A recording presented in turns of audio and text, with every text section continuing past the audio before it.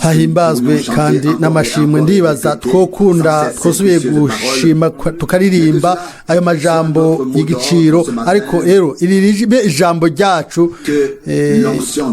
ry'intakuka ugusigwa kwa mpemu yera umwami ashobore kuba hagati yacu turizera n'umutima wose ko atari kure ko ari hafi cyane turanezere turahimbawe gushobora gukorana gushobora kumuha icubahiro n'ukumviriza ico afise atubwira sinzi ingene bimeze kuri mwebwe mwese ariko nibajije ku byo twumvise byose ejo nijoro twotegerezwa kandi kuhagaruka tugasubira tukahagaruka tukaguma tuvyibuka iminsi yose tugomba gushira ivyo mu mitima yacu kuko ivyo Imana itubwira nivyo ifise igomba kutubwira mu ijambo ryayo ry'igiciro ryera iyo dushobora kuba twovuga tuti kubw'ijambo ryose Imana irafise ikintu ibwira ubwoko bwayo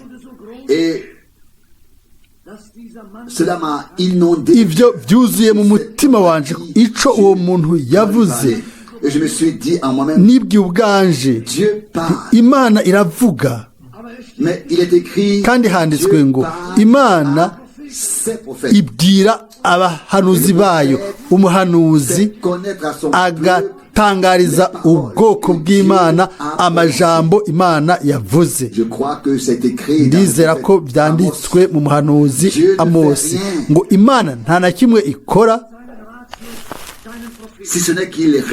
kiretse igihishuriye abahanuzi bayo bera tubona rero ko mbere uhereye mu isezerano rya kera yamenyesha inama yayo abahanuzi ejo twarabyumvise mwene data Frank yarabivuze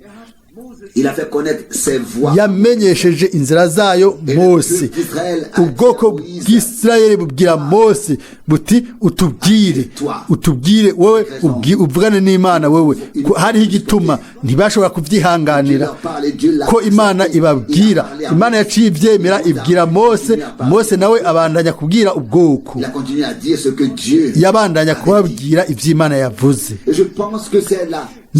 ndibaza yuko nuno munsi niko bikimeze Imana yabwira abahanuzi bayo niyumvire kuri ivyo mbega abantu bazovyemera canke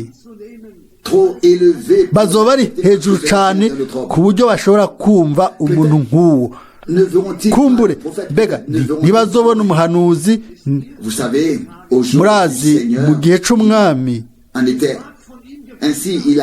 niko byari biri hari harabuwe ko azoza abantu bose bari hejuru bari bazi icagezwe bari bazi icanditswe umuhanuzi ariko kandi bari barindiriye yuko azoza igihe yaza kumbure baravuze bati natwihishurire natwibwire ariko ibyo ntibyaje nk'uko bari bavyibaza bari bavyumvira canke bagomba kubona bishitse ariko byaje mu buryo butandukanye uko niko Imana iri ku gikorwa irashobora kuza mu bundi buryo ikatubwira natwe tukibaza tuti ntirikiravuga umuntu ariko aravuga ariko mwene data mukundwa mushiki wanje mu by'ukuri turashobora gushimira Imana ko yatwemereye kumva ijwi ry'Imana muri no misi yacu turazi yuko atari umuntu yavuze kandi kumbure so umuntu ariko ni kubw'uwo muntu Imana yamuvugiyemwo cyo nico gihambaye Imana iritiza abantu bayo abo yitoranirije abantu yihitiyemwo turabona ko no mu isezerano rya kera twoshobora kubona abahanuzi baza ninde yagomba kubumva ninde yagomba kwemera ibyo bavuze mbega tumaze gusoma yego ndibaza nivyo Yeremiya baramushibuye. Yesaya baramwase, abo Imana yaruhika bose barabashibura. Umwami yaraje baramushibuye, umwami wacu Yesu Kristo. Mwene data na mushiki wanjye, ndizi ko ari amahirwe manini iyo Imana yuguruye umutima n'amatwi, ikugurura no kumva kwacu tugashobora kwakira amajambo yayo. Nihimbazwe ishimwe ko yatubwiye muri no minsi yacu. Imbere y'amasengesho nagomba gusoma ijambo ry'Imana, ubutumwa bwiza bwa Matayo mu gice c'indwi kumbure mirongo mike guhera ku murongo wa 12. Umwami wacu aravuga muri kino gihe ayo majambo ndayizeye umutima wanje wose, naracafise igiciro gushika muri no misi yacu, gushika muri kino gihe. Muri Matayo igice c'indwi guhera ku murongo wa 12, Matayo 7:12, nuko ivyo mugomba ko abantu bababwirira vyose mube ariko mubagirira namwe, kuko ivyo ari vyagezwe n'ivy'abavugishwa n'Imana. Murongo wa 13, muce mw'irembo rifunganye, kuko irembo ryagutse n'inzira y'igihamo, n'inzira y'igihamo ari vyo bijana ahantu mu mahonero, kandi abahaca ni benshi. Ariko irembo ripfunganye n'inzira ntoya nivyo bija mu bugingo, kandi abahabona ni bake. Murongo wa 15, mwirinde abigira abavugishwa n'Imana, baza kuri mwebwe bambaye nk'intama, ariko imbere aramabingira y'inkazi. 16, muzobamenyera ku vyo bama. Mbega hari uwo kwamura inzabibu ku munyinya canke isukoni ku bitovu?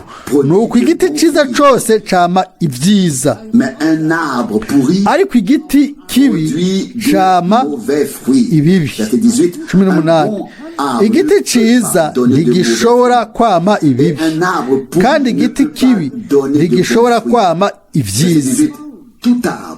19, igiti cose kitama ivyiza kiracibwa kigatererwa mu muriro. 20,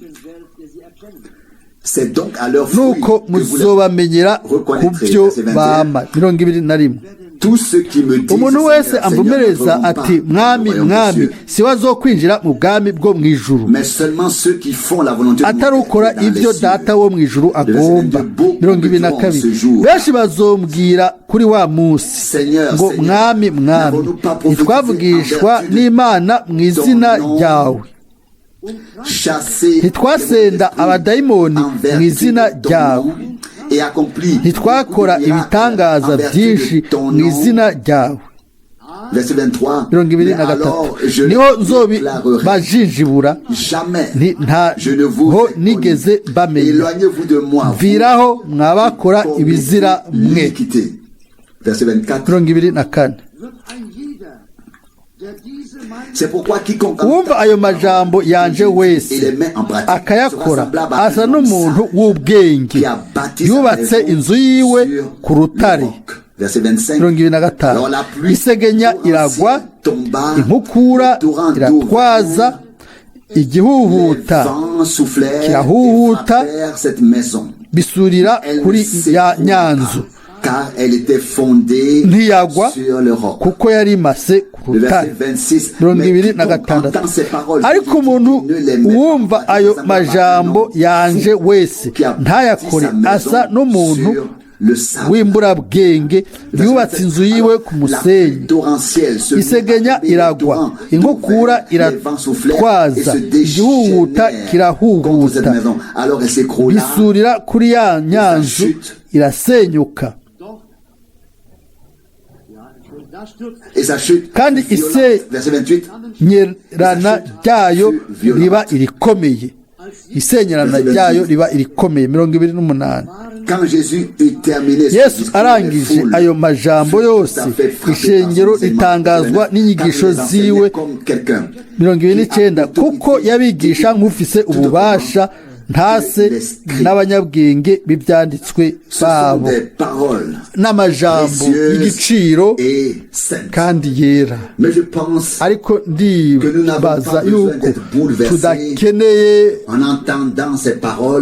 guhungabana twumvise ayo majambo canke ngo turakare canke ngo dushavure, ariko umwami dutahure yuko umwami agomba gusa kutugirira neza. muri iriya minsi yagomba ineza ku bwoko bwayo, n'uno munsi agombera ineza twebwe.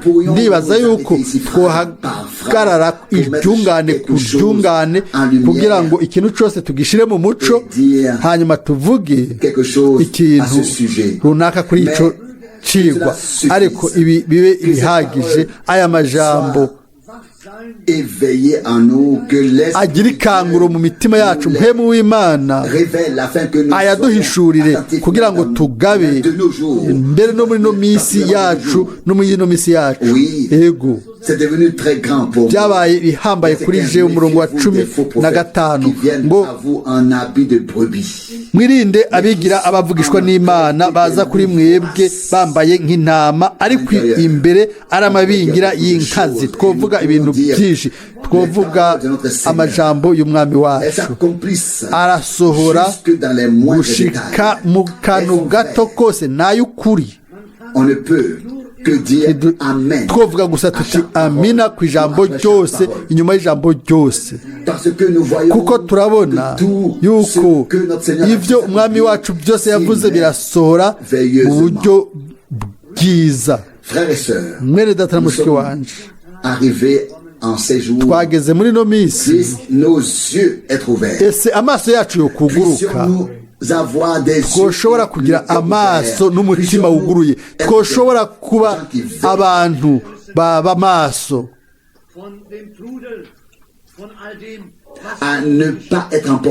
ntidutwagwe n'uburibwe n'ibintu byose biriko birakoreka iruhande yacu, ariko tugabe ku ijambo ryiwe, ijambo ryiwe ryera.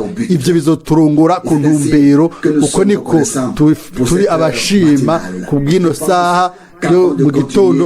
ndigira yuko imbere yo kubandanya kumva ijambo ry'Imana biciye kuri mwene data Frank, reka duhaguruke dusengere hamwe.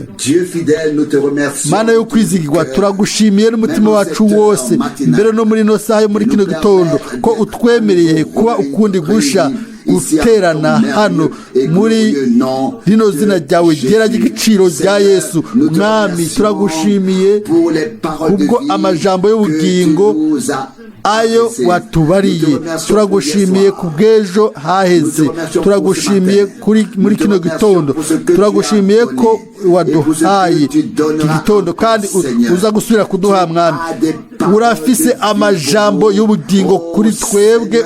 mwami wavuze uti nico gituma umuntu wese yumva no majambo mvuga akayashira mu bikorwa ameze nk'umuntu yubatse, umuntu w'ubwenge yubatse. mwami titureke gusa ngo twumve amajambo yawe, ariko tuyashire mu bikorwa, dukore nk'uko amajambo yawe mwami avuga. udufashe twese muri kino gihe canyuma, muri kano gahe kanyuma na nyuma, utwemerere twubakire ku rutare neza, ntidutwagwe mwami.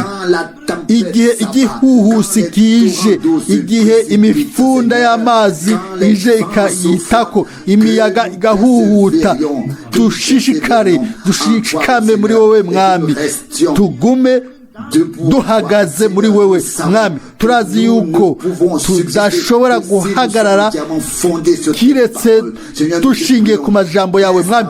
turagusavye ubandanye kuduhezagira muri kino gitondo, utubwire biciye mu ijambo ryawe, kandi na mpemu wawe yera mwiza mwami. ndagusavye uhe mwene data umwatse umuriro mwami, utugire ubuntu twese, tugire imbabazi, utuye hafi twese.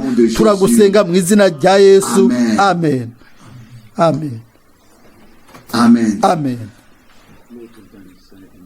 louange et merci au amashimwe Seigneur nabe ayo le mwami privilège que nous kubwo avons amahirwe d'être turonse à nouveau ici pour ukundi gusha adorer kuba hano ngo dusenge et offrir à Dieu les remerciements qui lui sont tushikanire dus pour ce qu'il a fait. amashimwe imana kubwo ivyo yakoze kubwo ivyo abereye. Ne venons pas murazi yuko ntituza avec un hano programme tout fait, dufise gahunda yamaze mais gutegurwa, que nous voulons ariko nous soumettre à la turagomba conduite kwiyegurira de uburongozi l'Esprit bwa mpwemu et faire partie hanyuma du grand programme de tugire umugabane muri gahunda y'Imana nini cyane, une partie du tube programme de Dieu. umugabane mbere wa gahunda y'Imana ikomeye, nk'uko abakozi bayo bose b'Imana bari bameze, nk'uko abahanuzi bari bameze, ko ubwoko bw'Imana bwose bwari bumeze. Turagomba guha igikorwa umwami en faisant en sorte qu'il mu gukora ku buryo yakira ico afitiye uburenganzira. turagomba gukora ku buryo tumuha ukugororoka, maze niyashika ku mpera natwe tuzoba turi ku mpera. Nitwamuha ukugororoka nawe azotugororera. Dukeneye twe turondera ibyacu. Oya, nitwareka Imana igahishura ukugomba kwayo ikatuzana mu gusohoza ukugomba kwayo, izoshika ku ntumbero yayo. Niyaronka ibyo igomba natwe tuzohabwa twese ibyo tugomba. Bakundwa, ejo mu ijoro twiyumviriye ku ijambo ry'Imana rikomeye, twaranezerewe yuko umwami atabwira gusa abandi, ariko yabwira natwe, yabwira na twebwe. Ntiyabwira gusa abandi, yaratubwira natwe.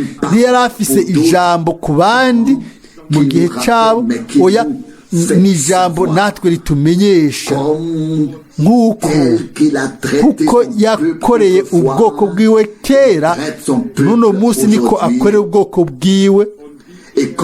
Nk'uko yavuga agahishura kera, uno munsi ariko arabikora. Abantu barashobora guhinduka, ibirere, imikorere birahinduka, ariko imikorere n'ibihe birahinduka. Oya, ijambo ry'Imana ryo ni ryarindi ibihe bidashira. Nasomye mu butumwa bwo kuyinga waheze muri wa mwigisha w'itipingene, ingene ujya muntu yavuze ingene Imana ifise ijambo ry'ubuhanuzi, n'ingene yavuze ati yisunze Yohana. Reka ndabisome nk'uko kumbure abatari ngaha ejo nabibyerekanye. Hano aravuga ati ubuzima bw'uyu mwana, bw'uyu Yohana, bwari munsi y'ubuvugishwa, munsi y'ubuvugishwa, ijambo ry'ubuvugishwa. Hari ikintu coba kimeze nk'ico nanje? Mbega ubuzima bwanje nanje bwoba buri munsi y'ubuvugishwa, munsi y'ijambo ry'Imana? Amina. Mw'ico gihe muri byose hazoba ari uko nokora ku buryo iryo jambo ry'Imana risohora muri jewe. Vyoba bitomoye yuko ubuzima bwanje bwaba bufise isobanuro yo hejuru cyane. Bakundwa, twobandanya gusoma hano iyindi mirongo ya buriya butumwa bwiza. Arabandanya ati, mbega hoba hari hejuru y'ubuzima bwanje ijambo ry'ubuvugishwa rigomba gusohora? Arabandanya ati, ndagomba kugira igihe ntekanye numye n'ico kibazo. Mu guhora hariho n'isengesho ngo mwami Mana mukundwa, nimba hariho ijambo ry'ubuvugishwa ku buzima bwanje, nimba ufise ijambo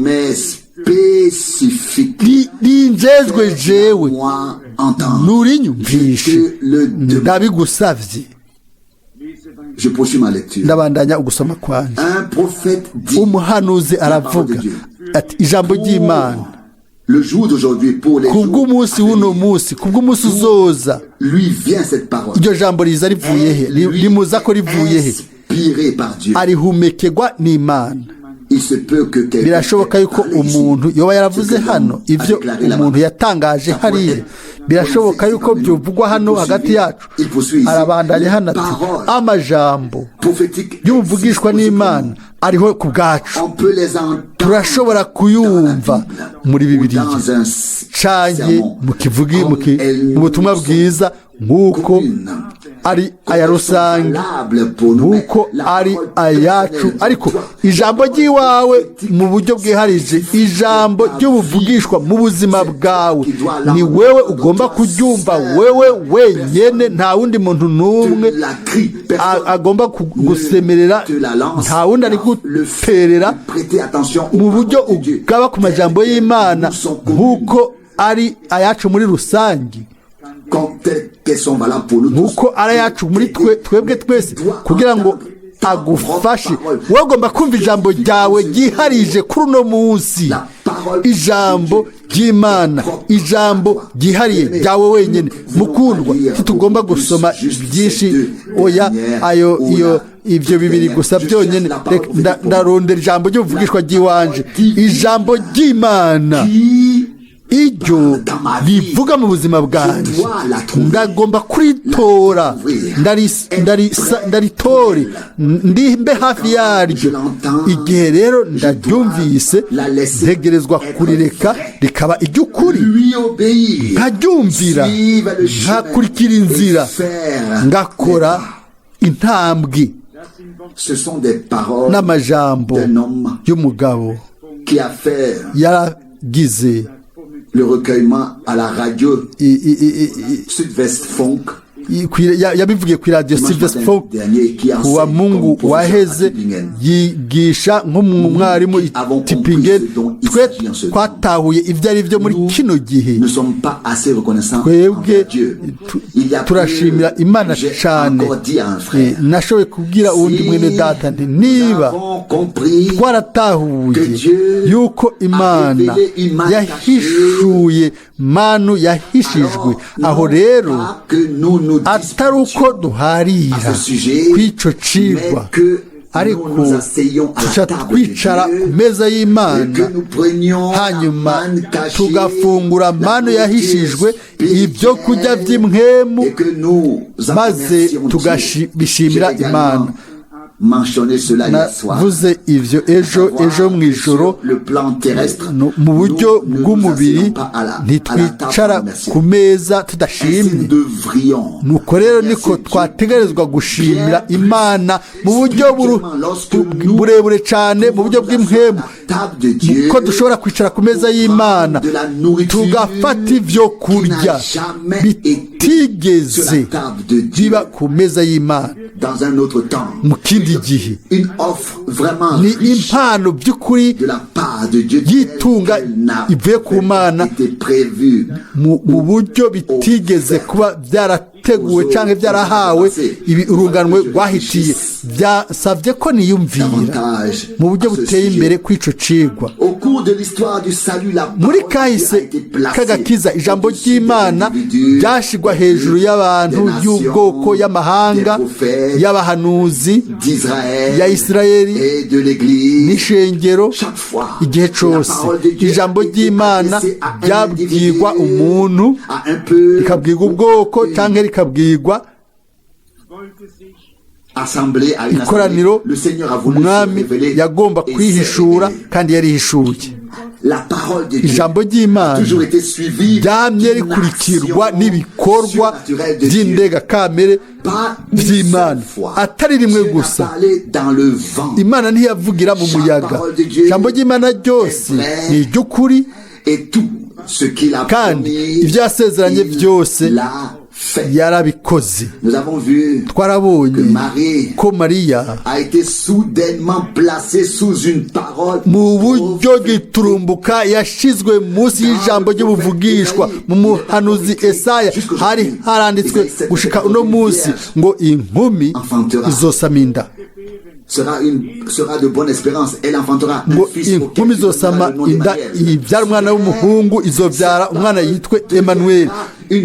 Buno nyene iryo jambo riba ukuri, rizosohora maze umuntu uwo iryo jambo ry'isezerano iryo jambo ryavugishijwe rigomba gusohoreramwo aca aba munsi y'iryo jambo ry'Imana kubwo ugutangazwa kuvuye mu ijuru.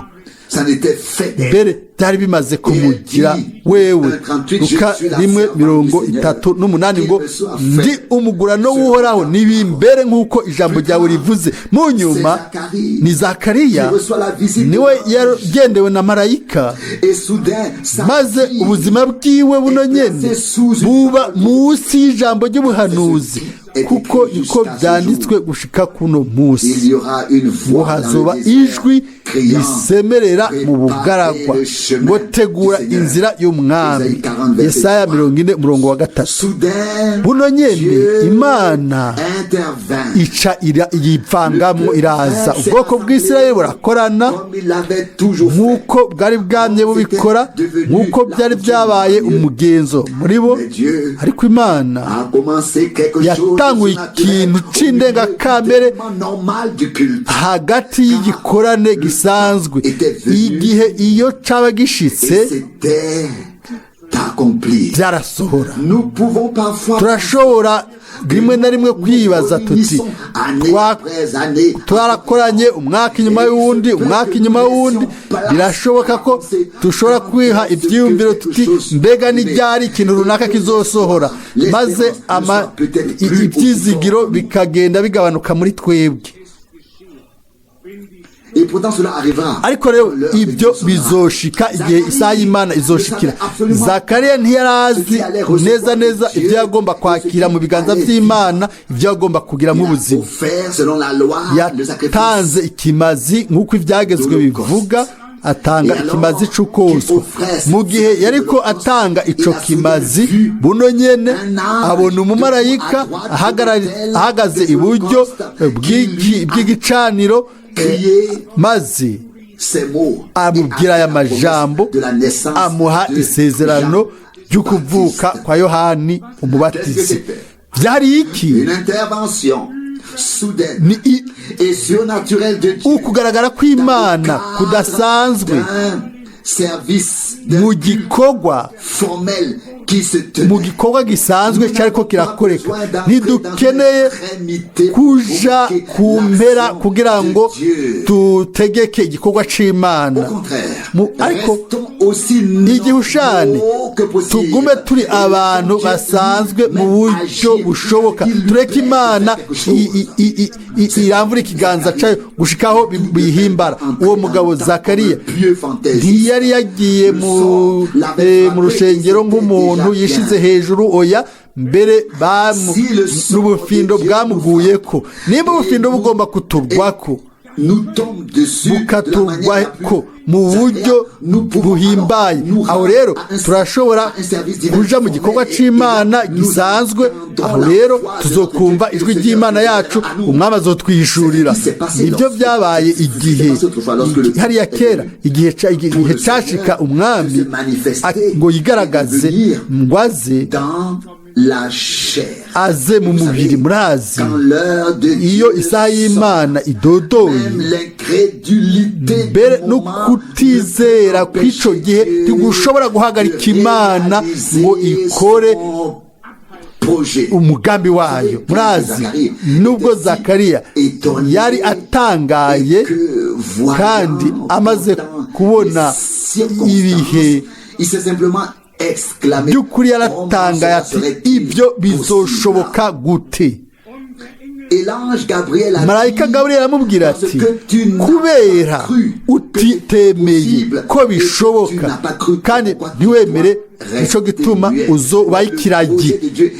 Ariko mbega umugambi w'Imana wagumye ari ikiragi? Umugambi w'Imana mbega warabujijwe kubera ibyo? Oya, amezi 9 aheze Yohana yaravutse, ijambo ry'umwami rirasohora. Ukutizera ntiguhagarika gusa uwo atizera. Imana yoyo ibandanya kugenda mu ijambo ryayo. Dutegerezwa kubona ibyo uko bimeze. Yego nivyo bw'ibyo imana yashize ishengero ryose munsi y'ijambo ry'ubuhanuzi na cyane cyane mu gihe icyo twe tubayemo. Kenshi twaravuze twarumvise yuko ubu ni urunganwe rw'ubuhanuzi. Iyo umwigisha wo muri kaminuza avuze mu buryo ati imana ifise ubutumwa bw'ubuhanuzi, akanya gaca ahagarara ati oh mana nunyumvishe ubwo butumwa bw'ubuvugishwa bw'iwanje, turavuga tuti ego kandi amina kw'ivyo imana yishure isengesho ryiwe imuvugishe. Ntituri hano nk'abantu banegura canke nk'abantu baca urubanza, ariko turi nk'abantu bagize ubu babonye ubuntu imbere y'Imana. Turifuza yuko umwe wese ego abantu benshi bashobora gushika ku kumenya ukuri. Ariko imbere yo kumva ubutumwa bw'ubuhanuzi n'ijambo ritumbereye ribwiwe ishengero, tugomba kumenya ninde intumwa imbere y'uko twakira ubutumwa. Kandi nimba ari ubutumwa bw'ubuhanuzi dutegezwa kumenya kandi mbega ninde imana yabucishije ko ubukozi bw'ubuvugishwa bwasohoye gute. Yego nibyo tubayeho mu gihe aho benshi bigenza nk'abahanuzi. Ibyo kandi byamye biriho mu gihe cya Bibiliya. Abigishwa b'abahanuzi barakorana mbere, abigishwa b'abahanuzi barakorana bagasenga gutindaho ikirere cy'ubuvugishwa kiza. Uyasivye twe tuvuga no munsi, ntituvuga imihari yo muri no misi iriko yinjira mu kintu. Uko mwene data Branham abivuga ati nizo ni inkumi z'ibijuju ziza kurondera amavuta ya mpwemu, nico uno munsi twita umuhari munini cyane. Nta kindi arico kiretse igugu ry'abantu baza kurondera abapfu, ni ibijuju biza kurondera amavuta, kuko birazi ko hakozwe amasezerano ku bw'ubukwe bw'umwagazi. Ariko inzira y'Imana ntiyigera ica iruhande y'ijambo ry'Imana. Igihushane ishengero ryose riba riri munsi y'ijambo ry'Imana. Nta kintu oya, byose bibera mu mbibe z'ijambo ry'Imana. Kandi kubera twamenye ivyo, dufise amashimwe dushimira Imana ko yatwemereye ngo tumenye ubutumwa bwa kino gihe, dushobore kumva ijambo iryo tubwiwe. Ivyo ni ubuntu, ivyo ni ubuntu. Ariko ndababwira nk'uko Mariya yumvise ijambo, hanyuma intumbero y'Imana ikaba yari ifatanije n'ivyo. Ni ukuvuga ngo ijambo ry'isezerano ryagomba kuba kwambara umubiri. Uko nyene no kuri Yohana no ku ishengero ry'isezerano rishasha niko bimeze kuri twebwe uno munsi. Ijambo ry'ubuvugishwa ry'Imana ribwiwe ishengero kugira ngo haboneke umuco w'intumbero y'Imana, umugambi w'Imana muri kino gihe, kugira ngo dushobore hashobore kuvuka iyo ntumbero, kuko ijambo ridasubira inyuma ubusa. Iminsi yose ryama risohora ico ryatumwe gukora. Mu gihe cyo kuza kwa mbere k'umwami, bamwe bariyerekana bakiyita ko ari ubumuntu, kibwira ko bari we. L'un d'entre eux umwe muri bo en avait emporté 400 dans le désert. yahitanye amajana ane ayatwara mu bugaragwa, yiyita umuntu akomeye. Ariko ayo makosa yose ntiyabujije Imana gukora ikigororotse muri ba bandi bashobora kurindira yuko isaha y'Imana idodora. Et il en sera de même Niko bizoba bimeze encore maintenant. n'uno munsi. À quoi sert Mbega byofasha iki l'enthousiasme? ibineza La neza? Bible dit Bibiliya ils ivuga se ngo sont tordus et ont été dans les douleurs de l'enfantement. barigoramitse Il y avait du vent. barigoramitse bishira mu mibabaro y'ikuramukwa, ariko hamaze kubyagwa wari umuyaga gusa. Yesaya 30 c'était le vent. igihe bavyara wari umuyaga, ariko igihe Mariya yavyara yari umwana wisumba vyose. Ijambo ryambaye umubiri riba hagati yacu. Quand Jean est igihe né, Yohana il yavuka était yari précurseur, integuza, un prophète du umuhanuzi w'umwami.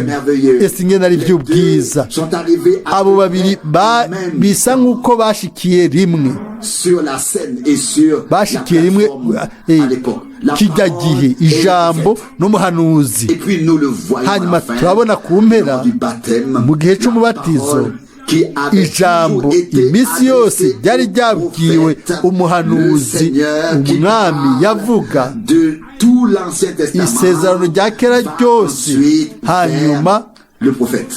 rica riza ku muhanuzi avuga Je ne ati, veux pas oya te baptiser. singomba Il kukubatiza, faudrait byari bikwiye que je sois yuko baptisé par toi. ahubwo wowe wari wumbatiza. Et Jésus, notre Seigneur, Yesu dit umwami wacu qu'il en aravuga soit ati, ainsi pour reka cette bimere fois, uko ubu uyi, car kuko c'est ainsi qu'il nous convient biratubereye ko dusohoza de justice. ukugororoka kose. Bien-aimés, Bakundwa, dans le royaume mu de bwami Dieu, bw'Imana tout est divinement byose ordonné, tout ce bitondetswe n'Imana, byose bisohora nk'uko byatondetswe. Ndabivuze ukundi gusha kumbure ntiturigera twumva yuko Imana iba iri imbere canke iza yacerewe. Oya, Imana ntiraba isaha yawe canke yiwanje. Oya, ntisesa ngo irabe mu kirangamisi c'Abaroma canke c'Abayuda canke vy'iwanje mu mwanya. Oya, Imana ifise intumbero yayo itomoye mu bihe bidashira ugushika mu bindi bihe bidashira. Iravuga ngo umugambi wanje uzosohora. Yesaya 46 umurongo wa 10, ngo sinzoha ubwiza bwanje ibigirwamana, ndi umwami akora ivyo byose. Yesaya 48:11. Turizera yuko ariko ari gushika uno munsi. Yego nivyo, hariko haraba ibintu muri ino si byinshi, ariko ibisigaye byose tuzobona ko ari bito, kuko niko bimeze. Nimba dushobora kugira umugabane muri ba bandi abo Imana ikoramwo ikintu runaka, kandi turamaze kubivuga guhera kera. Twe turajwe ishinga, ntiduhangayikishijwe n'ivyo abantu bakora canke amadayimoni.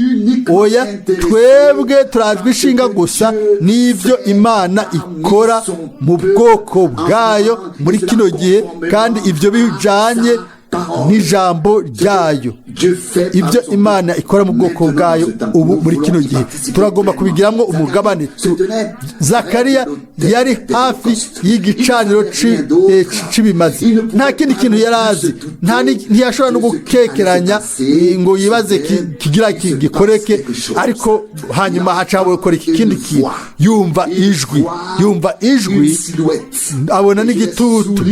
Nabishimise ko izirice.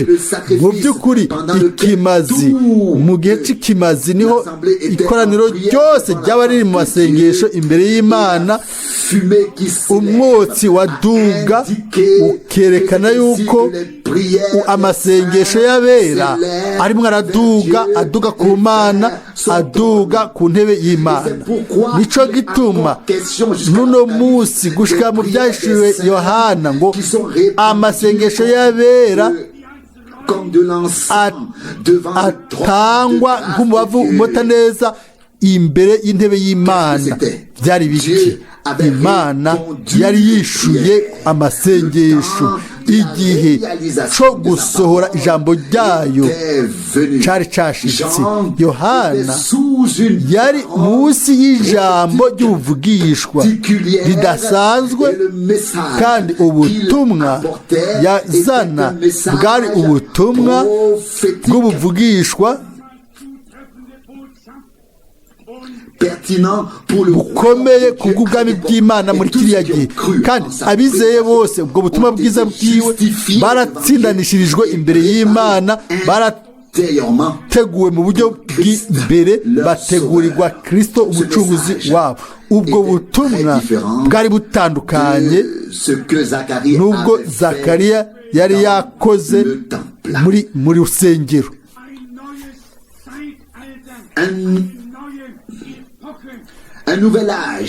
Urunganwe rushasha, ibihe bishasha byari bitanguye. Gutangura mu isezerano rishasha byari biri ngaho. Ikiraro cyari gishyizweho kuva mu byagezwe winjira mu buntu. Niko tubona muri Luka 16:16 ngo ibyagezwe n'abahanuzi byarabayeho gushika kuri Yohana. Guhera icyo gihe ubwami bw'Imana buratangazwa, kandi ubwinjiramwo abunyakurisha ubuhizi. Ibyagezwe n'abahanuzi bishika kuri Yohana.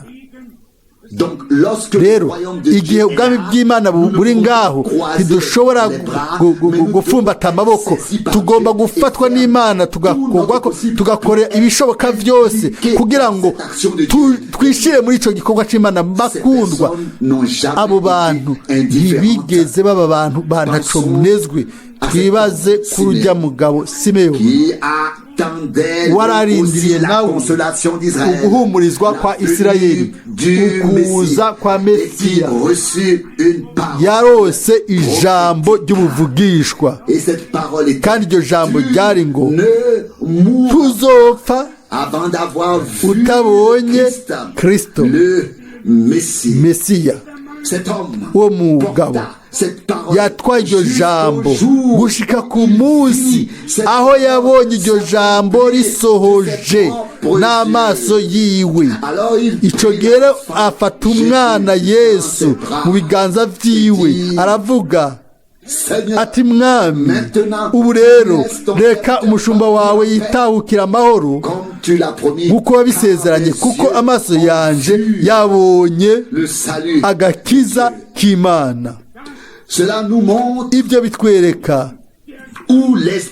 aho Mpwemu w'Imana arongorera abantu barose mu mitima yabo ijambo ry'isezerano, ijambo ry'ubuvugishwa ry'Imana mu gihe cyabo. Ntibarongorwa mu bugaragwa, ntibiruka inyuma y'umugabo uwo ari we wese, barongorwa kuri Kristo, kandi babona ijambo ryagizwe umubiri. Ego barabona ugusohora kw'ivyo Imana yasezeranye. Hariho kandi umukecuru yitwa Ana mu rusengero, bivugwa kuri we, nawe ngo yararindiriye uguhumurizwa kwa Isirayeli. Buno nyene Mpwemu w'Imana aza kuri we, abwira abo bose bari ngaho. Bakundwa, ntabwo yakoresheje inama, ariko nk'uko Mariya, igihe Mpwemu w'Imana yaza kuri Mariya, yagiye ku muntu avuga ati, koraniro ryiza, uno munsi nagomba gukora inama, munyemerere ndabikore. Oya, ibyo si byo ko tubibona mu ijambo ry'Imana hano muri Luka igice cya mbere ku murongo wa 45 cyangwa 46. Luka 46. Mariya aravuga ati, uhora ubugingo bwanje butazira umwami Imana,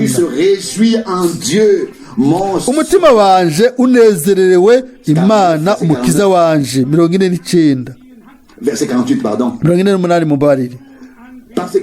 Kuko yabonye ubufafara bw'umugurano wayo, kandi uhereye none ab'ibihe byose bazonyita umuhirwa, kuko iyo ubushobozi inkoreye ibikomeye kandi izina ryayo ni ryera. Mbega bwari ubutumwa bwiza? Oya, yari amashimwe yava mu mutima wiwe, kuko iyi sezerano ryari ryaje kuri we, yari yagize umugabane mu by'Imana yari kirakora kera. Bakundwa, nk'uko mwene data Rusi yabivuze mu kanya gaheze, nta na kimwe nkeneye, nta n'umwe mfitiye umwikomoya.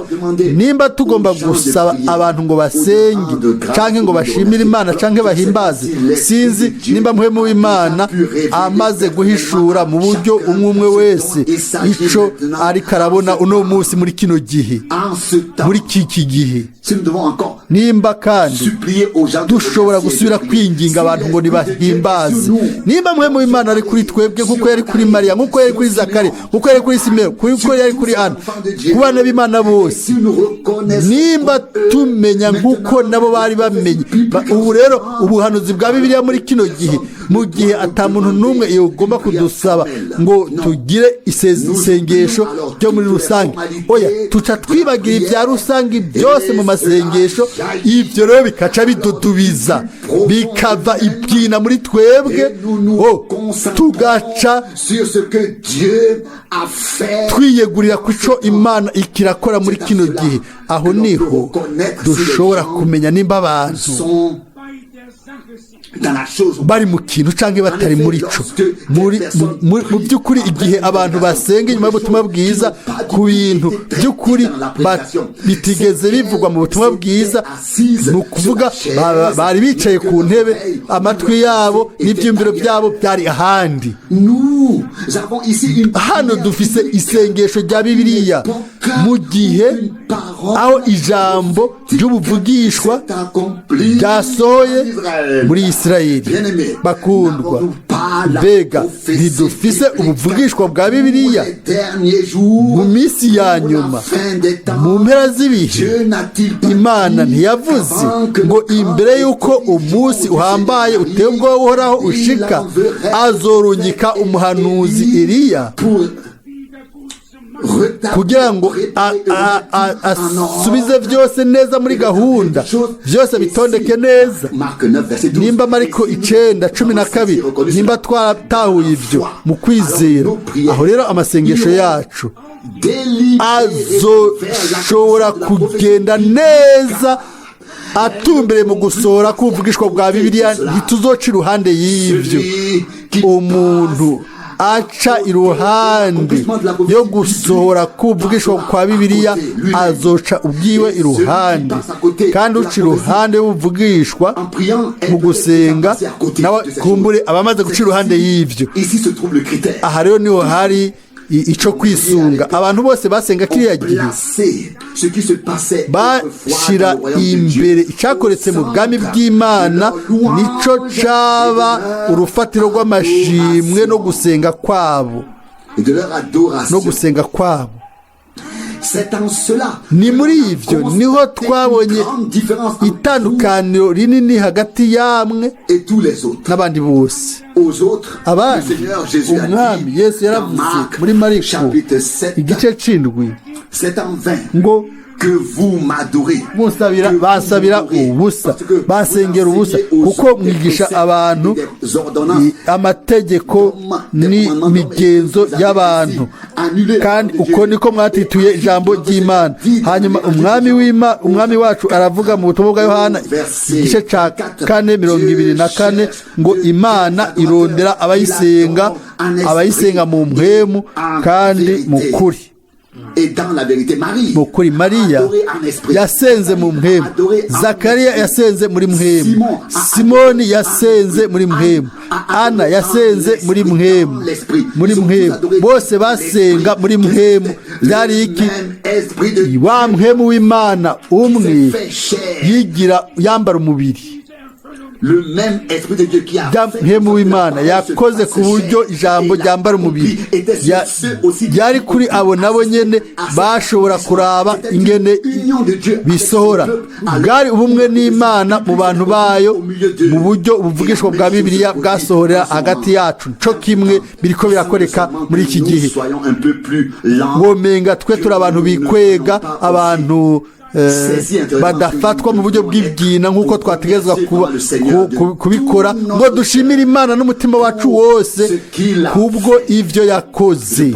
Ndibaza yuko twategerezwa gukoresha umwanya uno munsi kugira ngo duhimbaze Imana yacu, kugira ngo tumuhe ubwiza.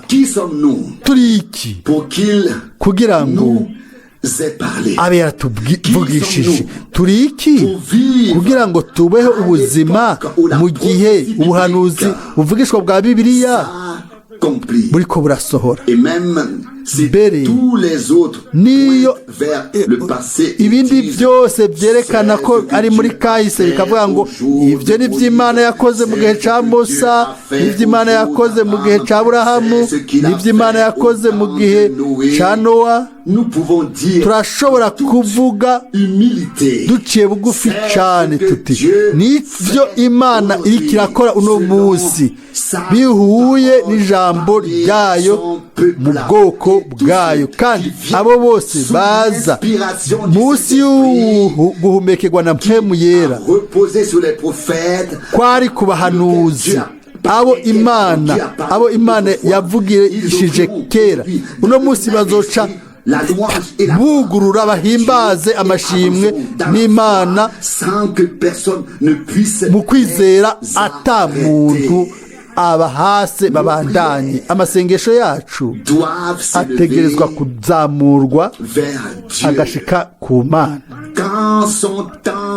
Iyo igihe mbega n'iryari amasengesho yaduze, igihe cashika, igihe cyo gusohoza kw'amasezerano y'Imana muri iriya misi ya kera. Bakundwa, niko bimeze n'uno munsi.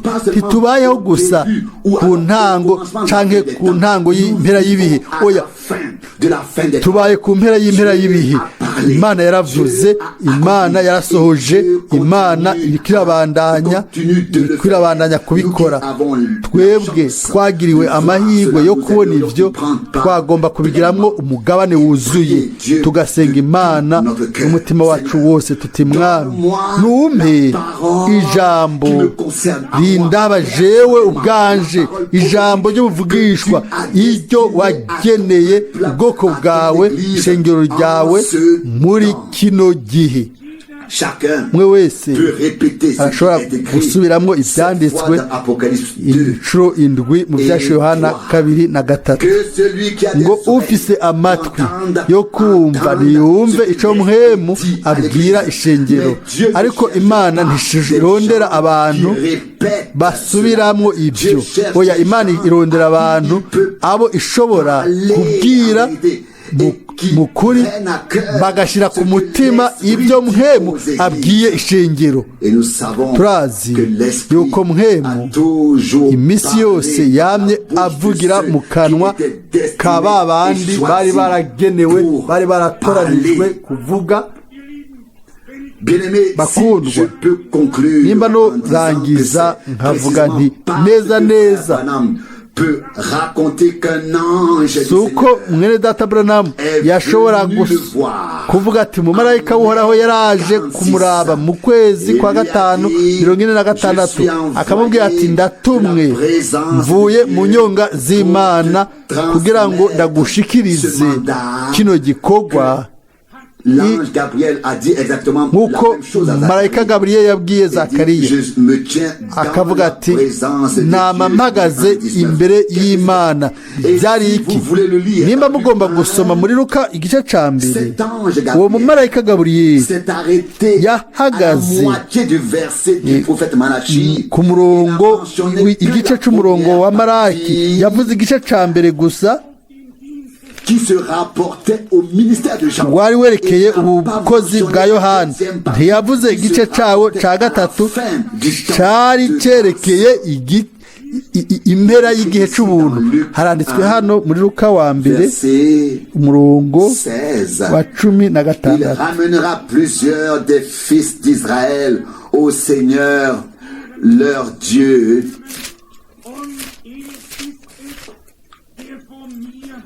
Maintenant, le verset 17, et c'est lui qui kandi azosanganya benshi bo mu Bisirayeli n'umwami Imana yabo 17 azoyiza imbere ari n'umutima wa Eliya n'ubushobozi bwiwe ngo asanganye imitima ya base n'iy'abana. Uku niko umurongo wo muri Malaki wavuga. Marayika Gabriel abandanya aravuga ati, ramener les rebelles au sentiment n'intabarigwa azisubize ku bwenge bw'abagororotsi, ategurire umwami Imana ubwoko buroranye. Verset 18. Umurongo wa 18. Zakariya abaza umumarayika ati, ivyo zovyerekwa n'iki ko ndumutama n'umugore wanje akaba ageze mu zabukuru? Turazi twese izo nkuru ku mutima, ariko harageze yuko tubimenya tubisomye. Hariho abantu benshi mu bwoko bw'Imana bashize ijambo ry'Imana ku mutwe, ariko ni bake barizi barisoma hama bakarigiramwo umugabane mu mwimenyerezo mu mutima wabo no mu bugingo bwabo. Nuko utizera kwiwe yarabwiwe ku murongo wa 20 ati, umve uragobwa ururimi kandi tuzoshobora kuvuga kugeza ku munsi ibyo bizobera ko.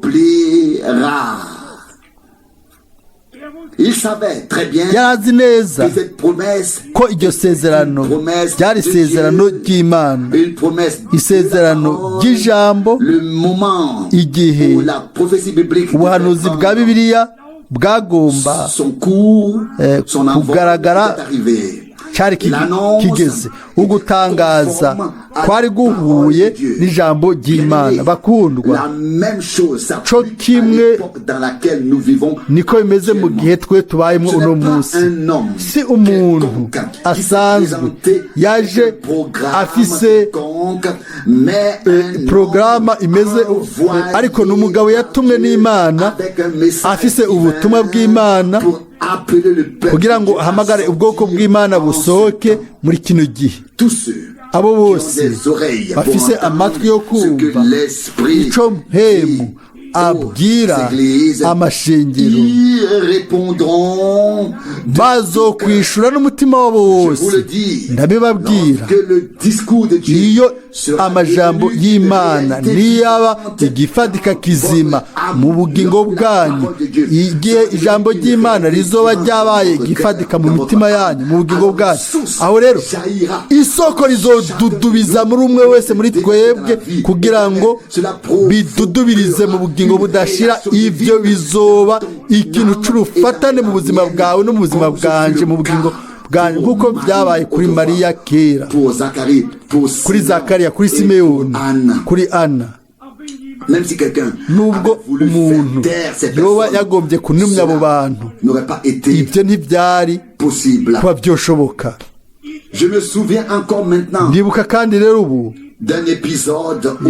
habaye igihe abantu baje kuraba umwami wacu, baramubwira bati, mbega ntiwumva abo bantu ingene basemerera? Murazi icyo bariko barasemera? bavuga bati, hozana, nihahimbazwe uje mu izina ry'umwami. Iryo jambo ry'ubuvugishwa ryari mbere rimaze kuvugwa mu muhanuzi Zakariya, ryanditswe mu gice c'icenda. Igihe rero Mesiya umwami yari agomba kwinjira, iryo jambo ryarasohoje. ils auraient pu apporter des pierres bari kuzana pour amabuye tous les enfants et pour tous ku bana bose nabo bose bariko barasemera n'umunezero de tout cela. hagati y'ivyo byose Imana yiteguriye amashimwe kandi kubera abatama abanyamategeko batamumenye Imana yakoresheje akanwa k'abana abari ku bibero kugira ngo isohoze ibyanditswe. Umwami wacu aravuga ati aba boceceka amabuye yosemerera, kandi yashobora gusubira kubabwira inyuma yati biranditswe. Aha ariko arasohoza ibijanye n'ukwinjira kwanje hano. Bakundwa, ubuzima bwa Yesu bwose guhera kuvuka kwiwe gushika ku mibabaro yiwe n'urupfu rwiwe no guhambwa kwiwe no kuzuka kwiwe byose gushika no kuduzwa mu ijuru kwiwe byose byari munsi y'ubuvugishwa bwa Bibiliya. Mbega niko biri? Ego subira uvuge amena nimba ariko biri. Byose byari biri munsi y'ubuvugishwa bwa Bibiliya, byaheratangwanye na Yesaya 7:14 bihereza na Zaburi 70 ngo Imana yaduze mu mpundu z'umunezero ifashe mpiri ibohero byose ngo aba nibaceceka amabuye araza gusemerera. Iyo Mariya aceceka, iyo Simeoni aceceka, iyo Zakariya aceceka, iyo Ana aceceka, iyo abana b'Imana, iyo abana iyo bari ku mabere, iyo badashobora bashobora kuvuga ariko baravuze kuko isaha y'Imana yari yashitse. Abatama ntibabishoboye ariko abakiri bato barabishoboye. Ni isaha ijambo ry'Imana risohoza. Ndabibabwiye, ni mu isaha nk'iyo y'ubuvugishwa niho tuzogira niyo tubayeho ubu, nihahimbazwa hashwe hejuru izina ry'Umwami. Amen. Turahaguruka dushimire Imana twese hamwe. Mon Dieu, Mana yacu, Père Céleste, Data wo mw'ijuru, turagushimira ubwine bw'imitima yacu muri kino gitondo, kubw'ijambo ryawe ritananirwa ryavuye mu kanwa kawe uhereye ku ntango, kandi uno munsi iracafise agaciro. Uno munsi Mwami, twamaze kumva amajambo nk'ayo ayo wavuze Mwami, byo watangaje ukabwira abahanuzi bawe Mwami. Ibyo byarasohoye Mwami mu bihe byose, kandi gushika no mu minsi yacu Mwami, jambo ryawe ririko rirasohora. Haleluya! Turagusengera hamwe twese muri kino gitondo, kandi turaguhaye ibyubahiro, amashimwe, ubwiza no gusengwa Mwami, kuko urabereye gushimwa no guhabwa ibyubahiro. Mwami Yesu, inyota yacu nuko imitima yacu nayo yuzuzwa umuriro, nk'umutima wa Ana wari wuzuye mu gihe ciwe. Yaragiye mu rusengero yuzuye umuriro wa mpemu yera kugira ngo avuge amajambo. Haleluya! Mwami, uze hagati yacu, uze mu mitima yacu Mana, watse umuriro mu mitima yacu, dushobore guturikisha mu munezero, dushobore kuguhimbaza, tugusenge nk'uko biguhimbara, atari mu byiyumviro byacu, atari nk'uko tubyiyumvira, ariko nk'uko mpemu wawe abigomba. Haleluya! Mwami, nubikore bishobore gukoreka muri twebwe twese Mwami, imitima yacu yuguruke, ushobore kuyuzuza Mwami. Niryo sengesho ryanje, niyo nyota yanje muri kino gitondo, kandi wavuze mu buryo bw'inkomezi mu ijambo ryawe Mwami.